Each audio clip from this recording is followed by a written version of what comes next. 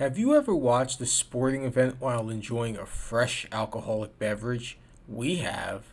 And while drinking that tasty beer or strong mixed drink, have you ever expressed aloud that you believe you do a better job than the head coach or manager involved in the game you're watching?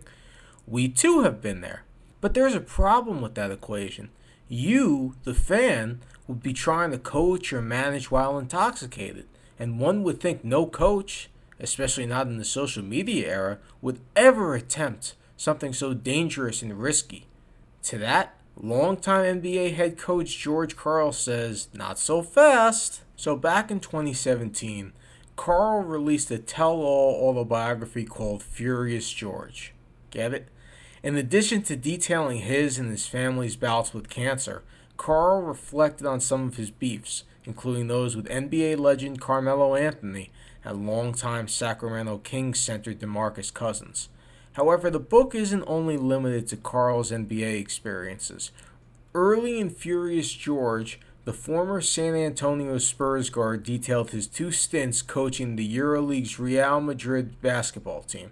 Karl spent the 1989-1990 and 1991-1992 seasons overseas before partnering with Gary Payton, Sean Kemp, and the Seattle Supersonics.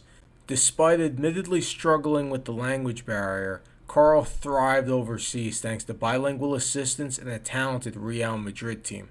His star player is Fernando Martin Espina, who Karl described as a skilled big who could shoot and run. Although Martin briefly played for the Portland Trail Blazers in the mid-1980s, he felt homesick and decided the NBA wasn't for him. But tragedy struck on December 3, 1989, when Martin crashed his car on M30, one of Madrid's main highways. He died in the hospital shortly thereafter, only 3 months before he would have turned 28.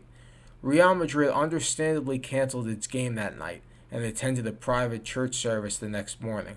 While at the church, Karl asked his team if they wanted to play that night or if they wanted to forfeit. Fernando's brother Antonio said he believed Fernando would have thought the team was made of cowards had they not played, so they decided they would indeed play.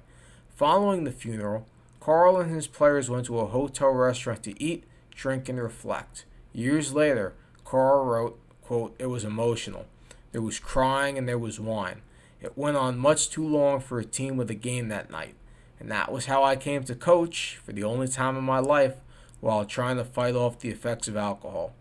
Real Madrid overcame a 19-point deficit to take a 13-point lead, and according to Karl, the crowd chanted, "Fernando está aquí, Fernando está aquí." In English, that translates to "Fernando is here, Fernando is here." Typically on Legacy Library, we take the end of a video to examine the potential ramifications of a trade that never went through, or a sports figure walking a different path.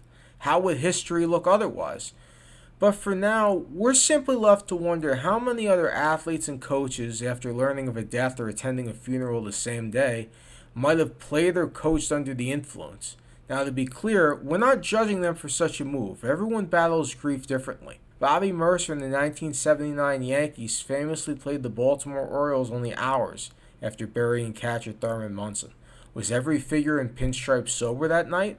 What about athletes who have returned to teams following a multi-day absence for personal reasons? Karl deserves credit for being so honest about how he and his players handled Martin's death. It would have been easy to withhold certain details for the sake of his own reputation, especially given he was trying to become an NBA head coach again. But if you read Furious George, it won't take long for you to realize that Karl isn't one for holding back.